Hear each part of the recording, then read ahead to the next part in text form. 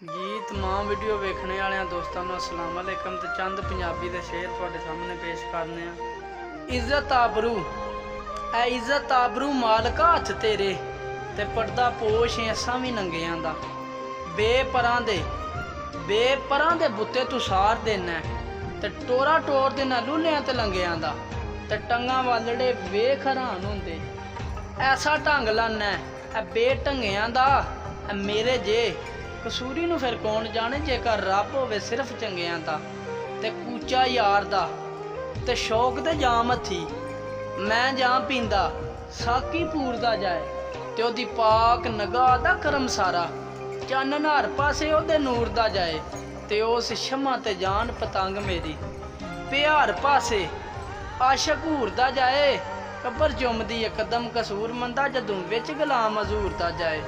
ते आया मां ते शिकम चू जिसम लैके ते उत्थे कौन सही रोजी पहचान वाला ऐ हुण होया जवान ते आखना मैं आप खट्टन कमान वाला। ते ना कर मान रहमान थी रो डरदा ऐ वेला नेड़े ही मंग के खान वाला। कसूर मंद उस रब थी रो डर के तहतों ला जो तहत पान वाला। ते खोते वांग ना जड़ा अड़ी छड्डे ऐ खोते वांग ना जड़ा अड़ी छड्डे उन्होंने आखते ने बंदा गुतड़े दा है। ते भौंक के किसे दे गल पै जे उन्होंने आखते ने जिगरे बड़े दा है। ते दानिशमंद दी गल नूं सुने कोई ना ऐ वेख्या पैंच फराडिया परे दा है ना सजना आस ना दुश्मना दर कसूर मंद ढक्कन फिर केड़े घड़े दा है। ते अक्लमंद नूं आस है जनता दी जैल मर विच दुनिया दी लै गए ने। आशक लोग तलम महबूब अंदर लखां दुख मुसीबतां सह गए ने।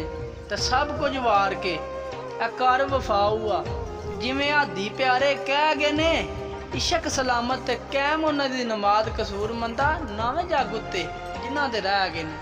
ते दुनियादार ते दुनिया दा है तालब काबू इस दे पीर फकीर वेखे ते भेस बदल दरवेश दा वैस करके पेपाल दे पेट शरीर वेखे ते लखां कन्न पड़वा के बने जोगी।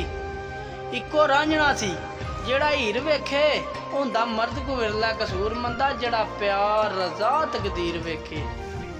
वीडियो अच्छी लगे वीडियो लाइक करो चैनल नूं सबसक्राइब करो ते अपने कमेंट च राय दिओ जे वीडियो अच्छी लगे की कोई कमी पेशी है ते असीं मजीद अपना जड़ा वीडियो अच्छी बना करांदे।